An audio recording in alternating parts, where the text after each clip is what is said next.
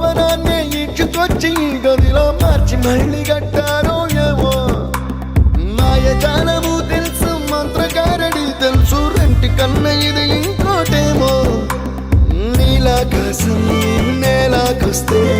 ఇట్టాగే ఉంటాదో ఏమో ఈ సంతోషం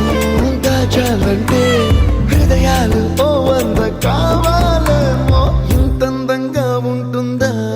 ఈ లోకం ఇన్నాళ్ళు ఈ మనసుకి తెలియాలేదే పాపం